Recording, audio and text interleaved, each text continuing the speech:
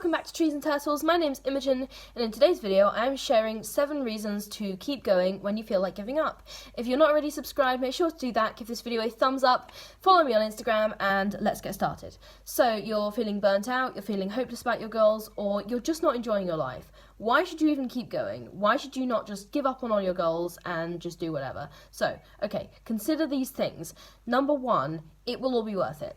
Okay, now I know this sounds like bullshit, and right now you do not want to hear someone telling you it's all going to be worth it, but I have stories for you, okay? So, I've been through a lot of stuff in my life, and that's included, bad friendships, bad relationships, I've experienced a lot of, childhood trauma, I live with anxiety, I live with depression, okay, so I've gone through a lot of stuff, and I felt like giving up at many times, but I have finished my degree, I've moved into my first ever apartment, I have, been employed in some wonderful jobs, got more lined up, okay, so it is worth it, keep it going, it will be worth it, seriously, I promise, I sometimes lose faith in this. Sometimes, earlier this year, I was at university and I was in university provided therapy, and I said to the therapist, look, I'm working so hard and I'm just losing hope that it's all going to be worth it. And she said, you just genuinely,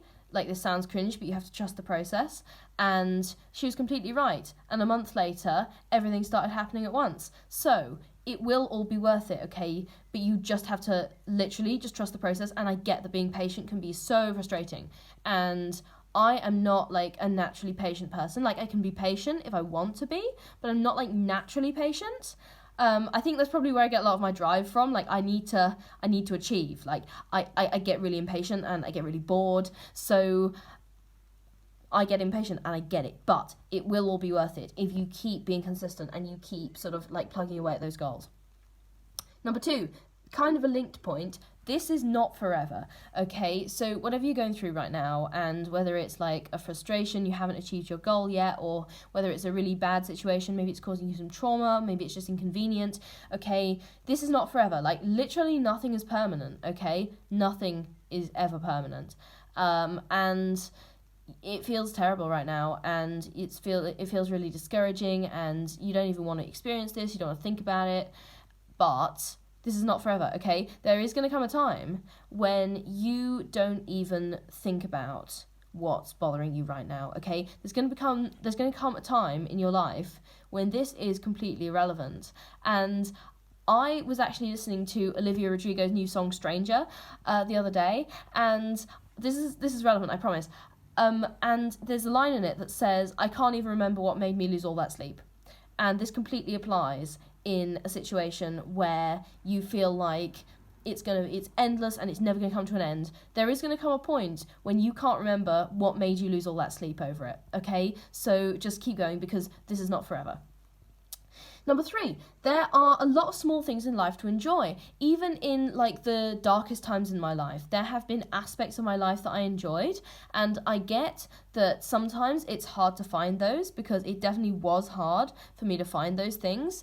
But even something as simple as I go outside and there's flowers there, or I come home and I'm really thirsty and I can get fresh clean water, okay? Those things are really small and they might seem really trivial, but once you start being grateful for them, you can see that there's actually a lot of small things in life that you can enjoy. So start being a bit more mindful of your surroundings and noticing stuff a little bit more. Number 4, this is kind of a look to the future. You have best friends in the future that you haven't even met yet, okay? Think about who your best friends are now, and, the people that you're closest to and the people who support you the most. And in the past, at some point in the past, you hadn't met them yet, okay? So if you can go back to your past self and be you've got some amazing best friends right now that you haven't met yet, imagine what your future self could tell you, okay? There's probably loads of people, whether they're platonic, romantic connections, or even sort of family connections, that you haven't necessarily met yet. Obviously you'll already have met your family, but sort of found family, if that makes sense. So yeah, you have best friends that you haven't even met yet. And isn't that exciting, right? That's so exciting, because you're going to find people out there who really get you. You're going to find, at risk of sounding cringe, your tribe. And you haven't even, fulfilled all of that like friend potential that you've got yet. So isn't that so exciting?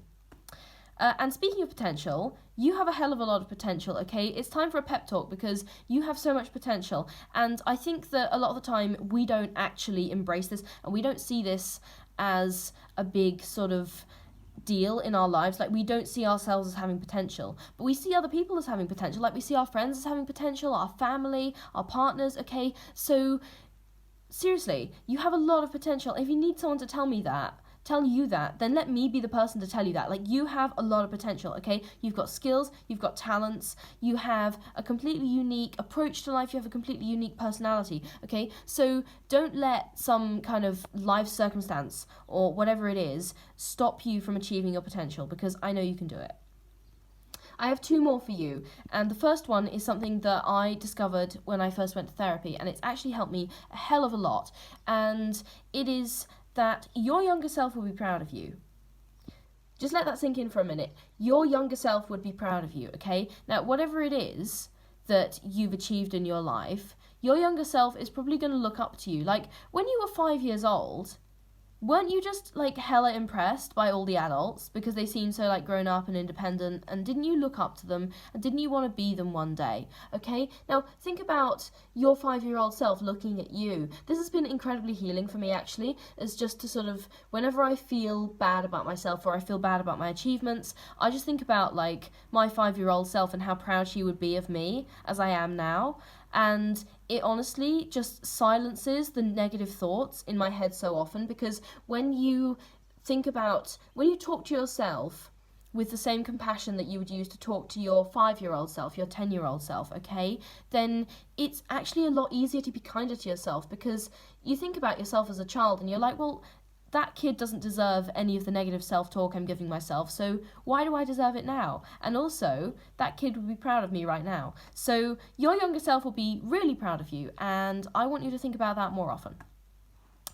And finally, you can always change your story, okay? You can always change your story. Nothing is fixed or stays the same forever unless you let it be. Like, you could literally wake up tomorrow morning and decide to change an aspect of your life. It could be something really big, it could be something really small, and over time those small changes can add up. Over time those big changes can turn into a complete shift in lifestyle. Okay, even small changes can turn into a complete shift in lifestyle. So you can always change your story. And some of the habits that I have started that personally have benefited me the most, so for example, getting up at 5 a.m, journaling, starting this channel, okay? Seriously, I just woke up one day and I decided enough is enough. I'm starting this habit because I don't want to get to the end of my life and not have done this habit, okay? So I just woke up and I was like, I'm going to be bad at it. I'm going to be bad at it, but I'm going to start practicing. Like, my first video, it's still up on my channel. You can just search by, just sort by oldest. Watch my first video. It's terrible, okay? And there's lots of things about this video that I'm filming right now that are not perfect. I'm probably going to look back in 5 years and be like, wow, this video is terrible. But the point is, I'm enjoying creating, I'm getting good practice, and I'm enjoying sharing my knowledge with you all, okay? So you can always change your story, and you have the power to change your story, and nothing is fixed or stays the same forever unless you decide. Okay, so those are 7 reasons to keep going. If you're not already subscribed, make sure to do that. Give this video a thumbs up, follow me on Instagram, and I will see you next time. Okay, bye!